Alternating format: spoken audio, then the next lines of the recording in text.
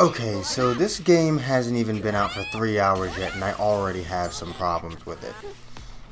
Just so you guys know before we get started, this is the CPU fighting the CPU, which is actually a good thing because I have some shit to say about that as well. But let's just get right into this video. So Jump Force, from the get-go, has some problems. One, I mean, just look at Frieza. He looks so ugly. This game looks great, but the characters look dumb. Like, I really don't like how Super Saiyan looks, how it makes Goku all types of yellow. His hair looks dumb. In one of the cutscenes that I've watched, Vegeta's hair is just straight up green. Frieza looks like a moron. The AI is stupid. The online doesn't work properly. Like, me and my friend Jay tried for like 20 minutes to fight each other, and we couldn't. We just couldn't do it. But when you look at a different stream, it works just fine. Then you switch over to another stream, and it doesn't work. Then another one works perfectly fine, and the next one doesn't work. Like, you have like a 50% chance of you and your friend actually being able to fight each other, and unfortunately, I got the wrong side of the coin on that one. So, right out the gate, the online doesn't really work, so I can't even talk about its netcode, whether it's better or worse than Xenoverse's, because I can't fucking do it. I can't fucking go online. Next thing is, the AI, when it fights itself at least, is fucking stupid. I mean, have you seen how did you see how just god-awful that first match was? Like, it was so stupid and slow. I don't like how you can't just transform whenever you want. I don't like how you need to, like, satisfy certain conditions just to use your ultimate. Now, I'm not gonna lie, that final flash looks beautiful. But I mean, just look at Vegeta. Look at how yellow he is, and look at how stupid his hair looks. His hair looks like shit. It is awful. So, I mean, that Death Saucer looks pretty nice. All the scratches and dirt on Frieza looks amazing. That Death Ball looks amazing. But why does Vegeta and Goku's hair look so stupid when they go Super Saiyan or Super Saiyan Blue? The combat in this game reminds me a lot of the Naruto series, which isn't a good thing, but it is far better in my opinion than Naruto. Granted, I haven't been able to do too much because, like I said, this game hasn't even been out for 3 hours. I have not gone into the lab for long and actually, managed to pull stuff off. Let's talk about the cutscenes real quick. This video is going to be all over the place because these are literally my initial thoughts on the game. The cutscenes not only are blocked scenes, so if you are recording it off your console, you can't show it, but on top of that, you can't skip them. So why would you have cutscenes that you can't record, but also can't skip? In the event that I'm live streaming this on my PlayStation 4, and I can't show off the cutscenes, I'd want to skip them so that my audience isn't looking at a goddamn blue screen for 5 whole minutes. The cutscenes are long, they're boring, and they're unskippable. And on top of everything, you can't fucking watch them unless you have a capture card. As a viewer. Unless I were to use my capture card, which I would have if it wasn't for the fact that it currently doesn't really work with my laptop, I would very much use it. And also, for anyone who thought that Bandai Namco thing in the bottom left corner of Xenoverse was annoying, well, look at this. It's just, why is that there? There's no point in that being there. Why couldn't you just put it in the same place and have it just as really not noticeable as it is in Xenoverse? Why does it have to be so prevalent right there? I don't get it. The moves themselves seem to work fine. I believe you have super armor whenever you use them, which is a good thing, because a lot of them have pretty shitty startup times, especially if you want to charge it. So it kind of forces your opponent to either block it or just get out of the damn way, which I actually really like. The maps look pretty good. I don't get why some of them are there, but they look good. This map that they're fighting on right now looks pretty good. The meter system is fine. The moves, pretty much fine. I don't really have a problem with how the game plays. It's just everything else I have a pretty big problem with. It's not as bad as My Hero Academia, or the My Hero One's Justice game. For anyone who remembers my video on that, I completely destroyed that game because it was just terrible.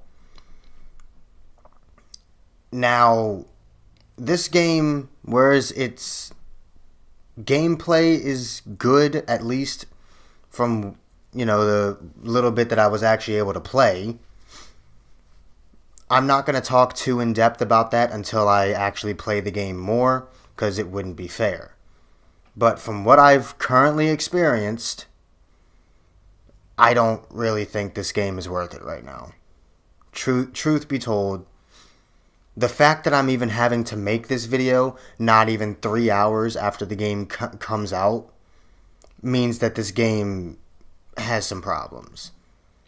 I don't know what Bandai's problem is with, releasing games that clearly aren't finished.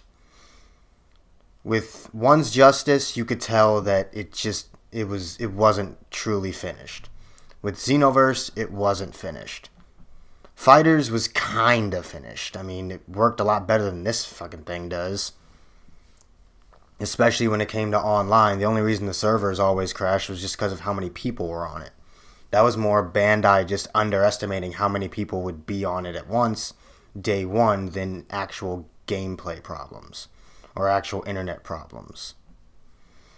And for those of you who are probably wondering, well, maybe you and all these people who are having trouble just have shit internet. No, my internet is perfectly fine. I have pretty fast internet.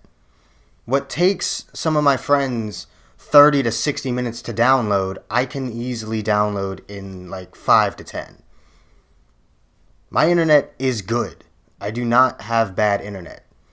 It's just the fact that this game's online mode either wasn't finished or wasn't prepared.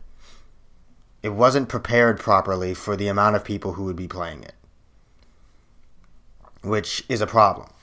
And I don't care that, you just said the game's hasn't even been out for 3 hours, so why are you being so critical about it? Just because the game just came out doesn't mean I can't criticize it.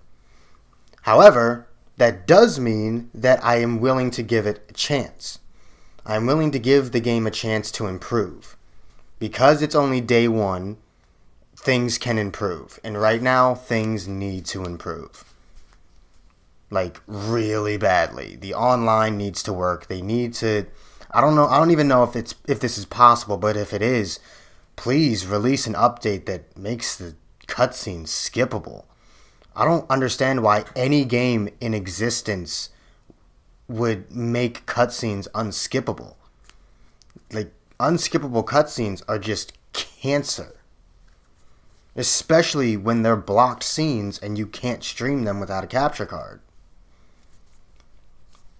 It's like, why would you do both of these things?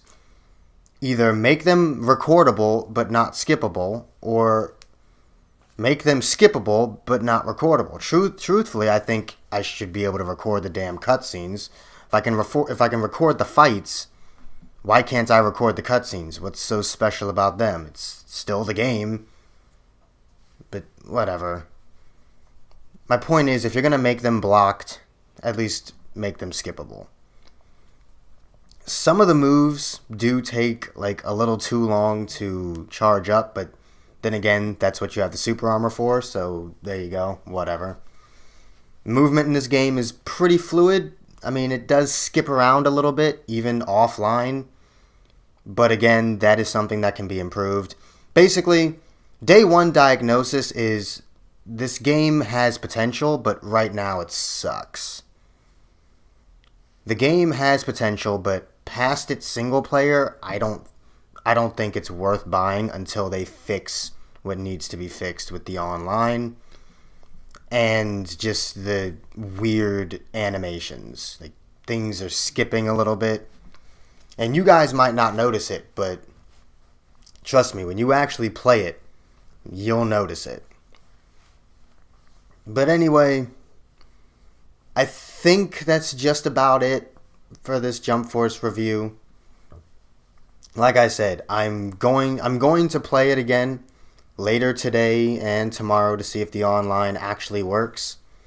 And if it does, then you know what? I will make an entire video retracting what I said about the online. But until that happens, until it either proves that it works or Bandai fixes it, my stance will remain that past the story that you can't skip, this game isn't worth it. It looks pretty. It's about all it's... I mean, it looks pretty. It has great customization. Like, honestly, as of right now, the customization is the best part about this game. In my personal opinion, the customization is the greatest thing about this game right now.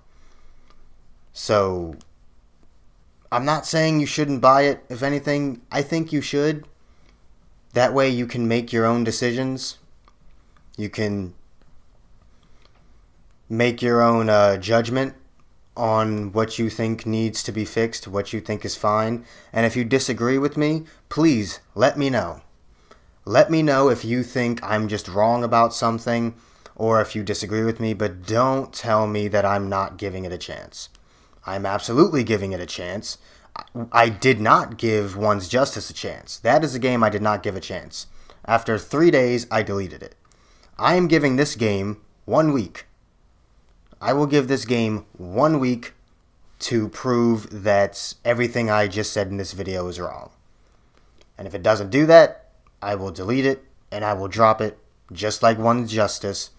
And just like One's Justice, I will not go back to it until enough people tell me that these things have been fixed.